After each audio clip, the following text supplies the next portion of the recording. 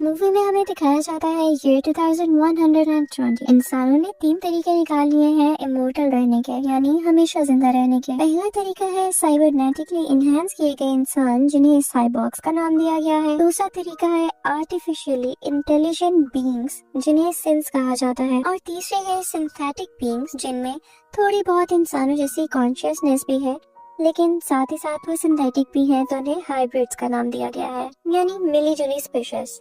अब इन तीनों टेक्नोलॉजीज में से जो भी टेक्नोलॉजी प्रिवेल करेगी, यानी कि सबको अपने अंडर ले आएगी, वही दुनिया को रूल करेगी। फिर हमें एक स्पेसशिप दिखाया जाता है जिसका नाम है माजिनो। वो पिछले 65 साल यानी 65 ईयर्स से एक मिशन पर है।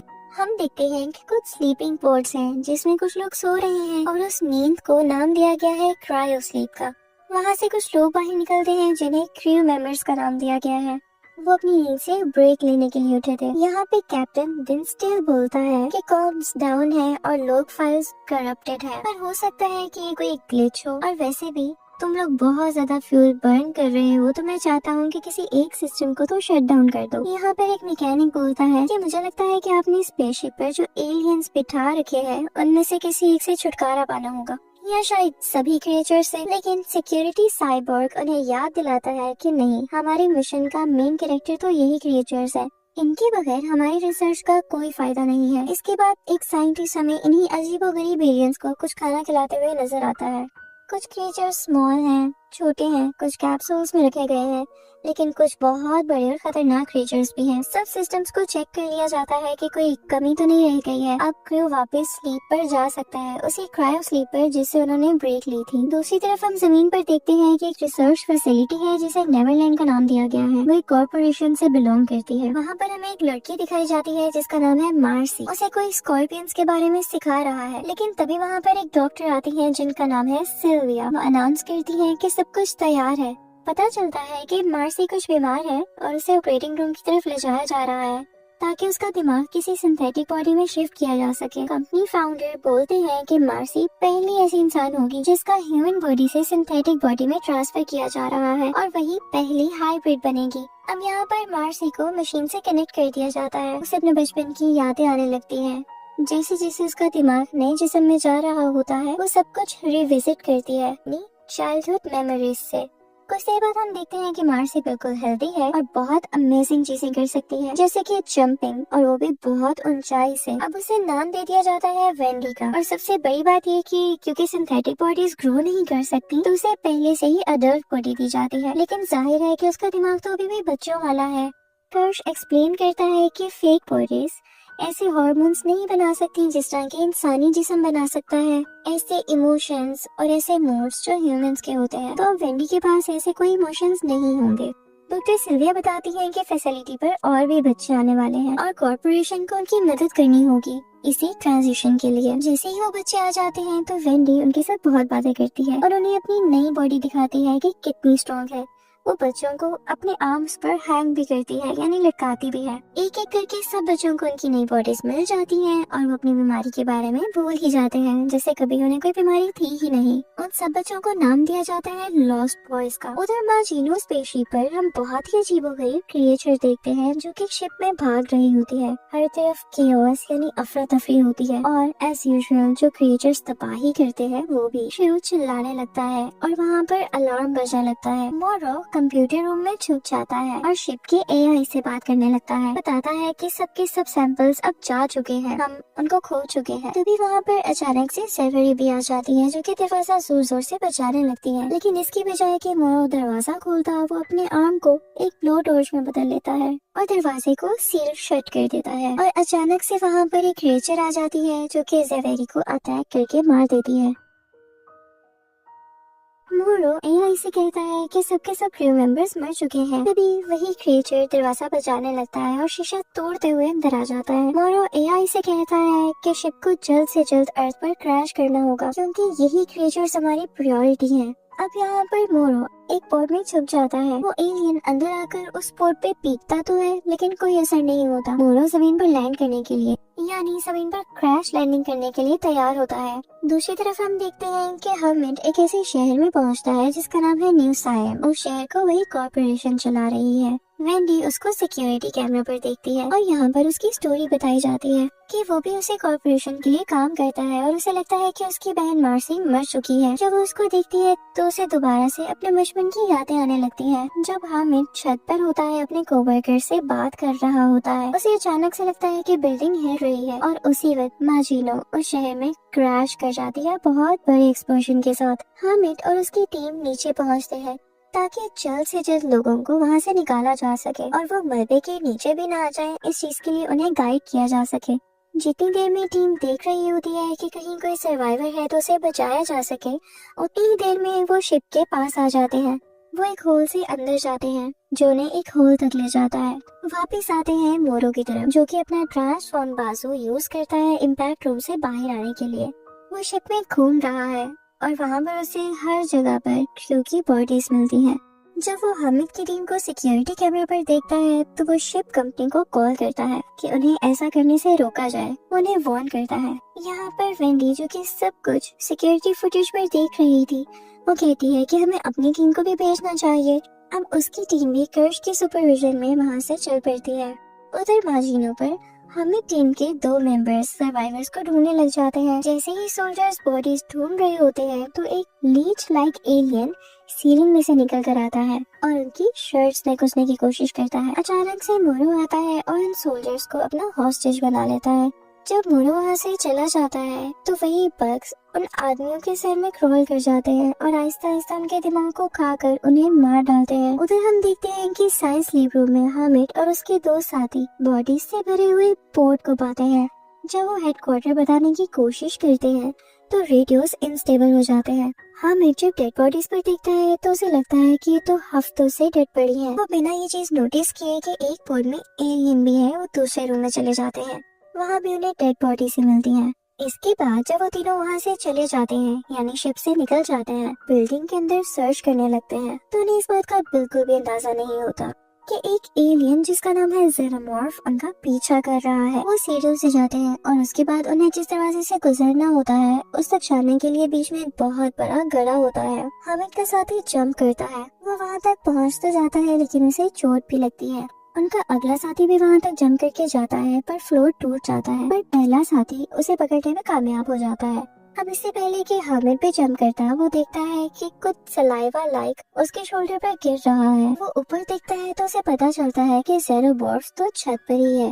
हामिद अपनी जान बचाता हुआ वहाँ से भागता है और रेडियो पर कांटेक्ट करने की कोशिश करता है। यहाँ पर हमें एक फ्लैशबैक दिखाया जाता है जिसमें पता चलता है कि हामिद ने अपने कॉन्ट्रैक्ट की टर्मिनेशन के लिए कहा था क्योंकि उसे मेडिकल स्कूल जाना था, लेकिन उसे टर्मिनेशन नहीं दी गई। तो अब उसे 7 महीने और काम करना है। अब वेंडी ये सब कुछ कैमरा में देख रही होती है और जब कर्श की टीम वहाँ पर पहुँचती है तो वेंडी को एक बहुत अजीबोगरीब साउंड सुनाई देती है जो कि और किसी को नहीं सुनाई देती। जब वो सिक्योरिटी कैमरा को हैक करती है तो उसे पता चलता है कि उसका भाई एलिवेटर में अब तक फंसा हुआ है।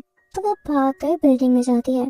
जैसे ही वो पास जा रही होती है तो आवाज पड़ रही होती है। कर्श भी उसके साथ साथ होता है और बाकी लॉस्ट बॉयज की टीम भी। वो सब जब शिप के अंदर जाते हैं तो देखते हैं कि शिप की सीलिंग पर अभी भी एलियन प्लांट स्टक है। हर तरफ खून से भरी हुई बॉडीज है। उन्हें एक बिल्ली भी दिखती है जिसकी आंख के अंदर एक एलियन होता है और वो मिनी एलियन उस बिल्ली की आंख अपने साथ लेता हुआ उसकी बॉडी से निकल जाता है। अब वही छोटा सा एलियन आगे बढ़कर एक टीम मेंबर पे भी अटैक करता है, लेकिन वो उसे अपने हाथ से रोक देती है। वहाँ पर वो उसे एक टेबल पर फेंक देते हैं जहाँ उसे एक ट्रे में कैच कर लिया जाता है। कर्श उसकी बॉडी कंप्यूटर से कनेक्ट करता है तो उसे पता चलता है कि ये तो एक रिसर्च वेसल था। उधर हामिद अपनी रिसर्च जारी रखता है। उसे वहाँ पर एक आदमी मिलता है। वो साथ जाते हैं और एक अपार्टमेंट का दरवाजा नॉक करते हैं। वहाँ पर एक कॉस्ट्यूम पार्टी चल रही होती है। तभी वहाँ पर ज़ेनोमॉर्फ आता है और फौरन से हामिद के साथ जो आदमी होता है उसे मार डालता है और उसे उठा कर फेंकता है, जिसकी वजह से उस आदमी के पास जो रखी गन होती है वो एक्टिवेट हो जाती है और उसकी वजह से जो कॉस्ट्यूम पार्टी का होस्ट होता है वो डर के मारे अंदर भाग जाता है, लेकिन दरवाजा खुला रह जाता है और ज़ेनोमॉर्फ पार्टी को क्रैश कर देता है। वहाँ पर मौजूद सबके सब गेस्ट को मारने लगता है। हामिद के साथ जो आदमी था वो उसकी बॉडी को उठाकर हामिद की तरफ फेंकता है। अब पूरा का पूरा कमरा लाशों से भरा हुआ है। जब सारे के सारे गेस्ट मर जाते हैं, यानी उनको ज़ेनोमॉर्फ मार डालता है, तो अब xenomorph बालकनी से छलांग लगाता है हामिद को भी मारने के लिए, लेकिन तभी वहाँ पे मोरो आ जाता है और अपनी इलेक्ट्रिकल गन को यूज करते हुए xenomorph को स्टन कर देता है और उसके बाद हामिद को भी। जब वो एलिवेटर तक पहुंचता है तो उसको उस कॉर्पोरेशन के सोल्जर्स घेर लेते हैं जो उसे अरेस्ट करने की कोशिश करते हैं। अब इनके आर्ग्यूमेंट की वजह से xenomorph को टाइम मिल जाता है कि वो दोबारा से जाकर उन तक पहुंच सके और उन्हें जान से मार सके। वो मोरो को मारने के लिए तैयार होता है, लेकिन कुछ आवाजें सुनता है, वहाँ से भाग जाता है। कर्श उधर दूसरी तरफ कंप्यूटर फाइल्स पर देख रहा है, जहाँ उसे एक फुटेज मिलती है कुछ क्रीपी एग पैचेस की। वो ये बात वेंडी को बताता है। वो ये भी चीज पढ़ता है कि अभी कुछ 5 अनडिस्कवर्ड स्पीशीज, यानी कुछ ऐसी स्पीशीज जिनका कुछ पता लग नहीं सका, वो भी आ रही हैं। कैवलियर उनसे कांटेक्ट करता है और उनसे कहता है कि सबकी सब जिंदा स्पीशीज को वहाँ पर भेजो। जब हामिद जागता है तो वो इर्द गिर्द देखने लगता है। वो काफी एक्सपेंसिव अपार्टमेंट लग रहा होता है। उसे एक ऐसी फुटबॉल भी मिलती है जिस पर साइन हुए होते हैं। उसे अपने बचपन की याद आने लगती है और उस लम्हे उसे वेंडी ढूंढ निकालती है। आहिस्ता से वो उन्हें अपने साथ आने के लिए कहती है। वो तीनों एलिवेटर की लिफ्ट भर जाते हैं और उन्हें ये मालूम नहीं होता कि शाफ्ट में कोई और भी मौजूद है। जैसे कि वो कॉरिडोर की तरफ जा रहे होते हैं, वेंडी हामिद को बताती है कि वो असल में कौन है। हामिद को उसकी बात पे यकीन नहीं आता और उससे वो बचपन के सवाल पूछने लगता है, ये जानने के लिए कि क्या वो वाकई सच बोल रही है। जब वो सारी बातों का जवाब दे देती है तो हामिद रोने लग जाता है और उसे गले से लगा लेता है। उसके बाद इन तीनों को एक एग पैच मिलता है। वेंडी को अजीबोगरीब आवाजें आने लगती हैं। एक अंडा आहिस्ता से मूव कर रहा होता है। xenomorph भी अचानक उस कमरे में आ जाता है और हामिद को अपने साथ ले जाता है। वेंडी उनके पीछे भागने लगती है। हामिद अभी शिपिंग कंटेनर में होता है। xenomorph वहाँ पर आता है और उन पर ग्राउल करता है। वेंडी और हामिद को उसके चलने की आवाजें आती हैं जो कि कंटेनर के ऊपर की तरफ से आ रही थी। वेंडी थोड़ा इंतजार करती है और सही मौका देखते हुए सीलिंग को स्टैब करने लगती है ताकि वो उसको नुकसान पहुंचा सके। उसका खून बहने लगता है और उसका खून इस कदर एसिडिक था कि सीलिंग में होल ही हो जाता है। उसके बाद xenomorph कंटेनर को पुश करता है। वो गिर जाता है। हामिद अब वेंडी को नहीं देख पा रहा था। xenomorph हामिद की तरफ बढ़ता है, लेकिन वेंडी उसे पीछे से हुक डालते हुए खींच लेती है। वो उसे दरवाजे की तरफ खींचती है और हामिद उसे बंद कर देता है, जिसके बंद होने की वजह से एलियन का इनर जो कट हो जाता है। लेकिन वो गुस्सीला xenomorph अपने साथ साथ वेंडी को भी दरवाजे के अंदर खींच लेता है। हामिद केबल को बाइट करता है ताकि वो दरवाजे को दोबारा से खोल सके। दरवाजा खुल तो जाता है, लेकिन वो ये देख के हैरान रह जाता है कि xenomorph की बॉडी कुछ डैमेज हो रही है। यहाँ पे हामिद और वेंडी बेहोश हो जाते हैं। होश में आने के बाद हामिद को उसकी शेडिंग दिखती है। उधर हम मोरो को देखते हैं जिसका ब्रेन अभी भी कंप्यूटर से जुड़ा है। कर्श और मोरो का आर्ग्यूमेंट हो जाता है कि शिप अब किससे बिलोंग करती है। उसी दौरान एक एग खुल जाता है और मोरो बाहर की तरफ जंप लगा देता है। उसके बाद कॉर्पोरेशन टीम आती है जो कि लॉस्ट बॉयज को, रेस्क्यू टीम को, एलियन सिंबल्स को उठाकर नेवरलैंड लेकर जाने लगती है, जबकि सिल्विया वेंडी पर अपना काम कर रही होती है कि उसे ठीक कर सके। कर्श जब भी किसी अंडे को खुलता हुआ देखता है तो परेशान हो जाता है। अभी भी एक अंडा खुलता है और उसे ड्रैग करके ले जाता है। उन्हें एहसास होता है कि अंडे तभी रिएक्ट करते हैं जब उनके सामने कोई ऑर्गेनिक लाइफ होती है। सो कैवलियर कर्श को चार्ज ऑफ एलियन बना देता है। हम शाम को देखते हैं कि मोरो किसी न किसी तरह शहर में पहुंच चुका है। वो किसी रैंडम इंसान से उसका फोन छीन लेता है और कॉर्पोरेशन की सीईओ को कॉल करता है। तो उसे बताता है कि उसके पास डेटा तो है लेकिन क्रिएचर्स नहीं है, लेकिन वो प्लान कर रहा है उन्हें वापस लेके आने के लिए, क्योंकि वो पूरी जिंदगी इसी पर ही तो काम करता रहा है। यहाँ पर हमें ये भी पता चलता है कि मोरो की एक बेटी भी थी। दूसरी तरफ हम देखते हैं कि वेंडी को होश आ चुका है और अब वो कुछ बेहतर महसूस कर रही है, लेकिन उसे अजीबोगरीब आवाजें अब भी आ रही हैं, तो उनका पीछा करती है। उधर लैब में कर्श और 2 लॉस्ट बॉयज एक अंडे को काटते हैं। उन्हें उसमें से एक एलियन मिलता है जिसका नाम फेस हगर है और उसकी इतनी बुरी आवाज होती है कि वेंडी कोलैप्स कर जाती है।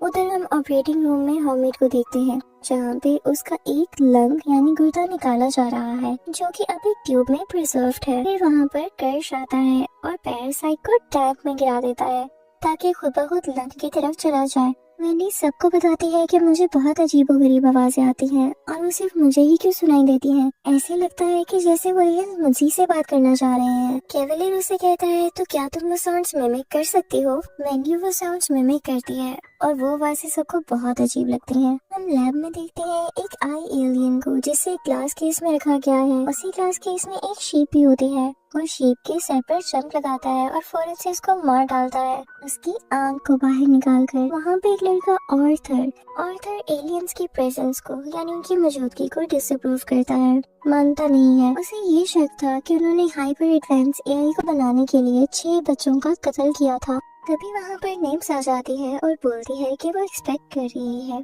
फिर ऑर्थर उसे एक्सप्लेन करता है कि तुम्हारी जैसी मैकेनिकल बॉडी के लिए पॉसिबल ही नहीं है, पर निप्स कहती है नहीं ये असल है।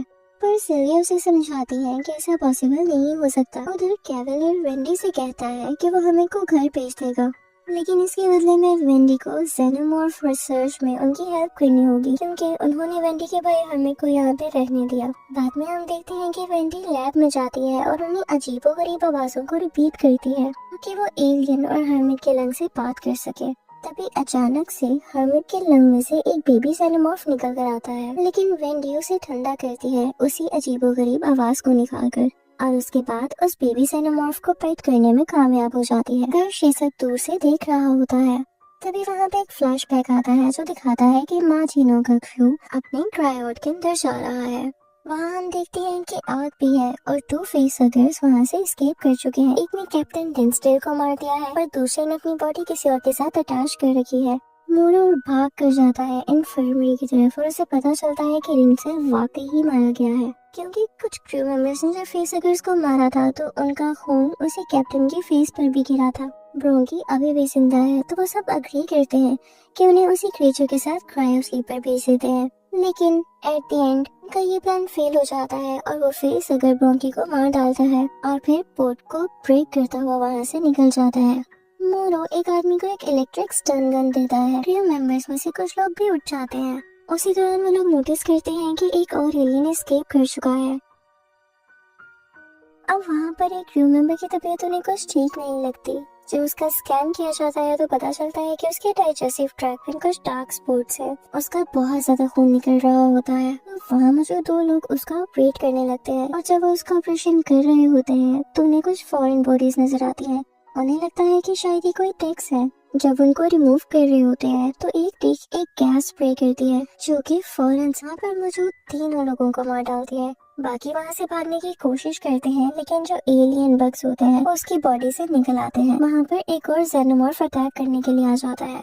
अब मोरो इन सब चीजों से बहुत तंग आ चुका था। वो शिप की कमांड ले लेता है, सबको ऑर्डर देता है कि जितना जल्दी हो सके हमें अर्थ पर पहुँचना होगा।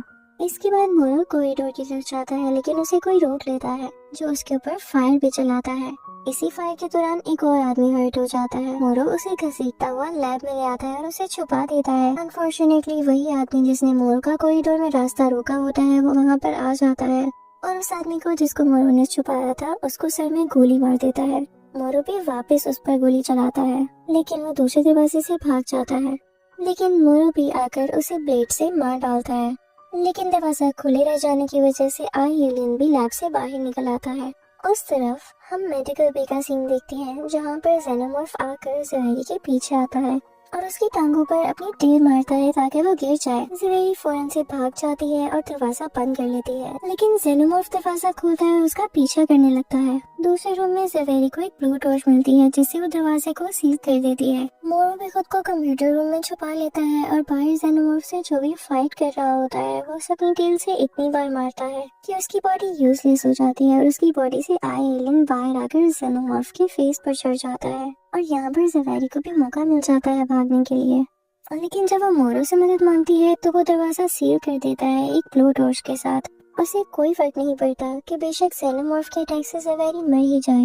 कुछ ही देर में अर्थ पर शिप क्रैश हो जाती है और चंद ही दिनों बाद मोरो उसी कॉर्पोरेशन से मिलता है और उनसे वादा करता है कि वो एलियन सैंपल्स को वापस लेकर आएगा। वो ये भी प्लान करता है कि वो कैवलियर को मार डालेगा। हमें दिखाया जाता है कि बेबी जेनोमॉर्फ को लॉक किया गया है, लेकिन वेंडी उससे बात करने के लिए उसे विजिट करती रहती है और हमेट अपनी बहन के लिए परेशान है। हमेट उसे कहता है कि हमें यहाँ से निकल जाना चाहिए, पर वेंडी अभी भी यहाँ पर रहकर कुछ रिसर्च करना चाहती है। दूसरी तरफ हम निप्स को देखते हैं जो कि अपना टेस्ट करवा रही होती है क्योंकि उसे लगता था कि जैसे वो एक्सपेक्ट कर रही है। साइंटिस्ट कुछ समझ नहीं पाते तो एक लड़का कहता है कि उसका माइंड वाइप कर दो। आर्थर एक बहुत काइंड साइंटिस्ट होता है, वो मना कर देता है, लेकिन डॉक्टर सिल्विया एग्री कर लेती है और ऑर्थर को निकाल दिया जाता है। उधर हम देखते हैं कि वो कॉर्पोरेशन और कैवलियर एलियन क्रैश के लिए एक दूसरे को ब्लेम कर रहे होते हैं। निब्स की मेमोरी वाइप होने के बाद वेंडी सिल्विया से कन्फ्रंट करती है। वो उससे कहती है कि प्रॉब्लम्स एलियन नहीं बल्कि तुम हो। उसी वक्त लैब में एक एक्सीडेंट होता है जब एक आदमी गलती से एक एलियन से खोल देता है और एलियन उस पर एसिड फेंककर उसे मार डालता है। अब उधर ऑर्थर और एक और आदमी लैब में जाते हैं, लेकिन वो आदमी ऑर्थर को धोखा दे देता है और उसे एलियन के साथ लॉक कर देता है। थोड़ी देर बाद एलियंस वहाँ से एस्केप कर जाते हैं और साइंटिस्ट को मारना शुरू कर देते हैं। यहाँ पर वेंडी हैकिंग से जेनोमॉर्फ को फ्री कर देती है ताकि वो उनकी मदद करे। हॉर्मिट ऑर्थर की मदद से उनके ट्रैकर्स बंद कर देता है और फिर तीनों यानी वेंडी, हॉर्मिट और निब्स जंगल की तरफ भाग जाते हैं।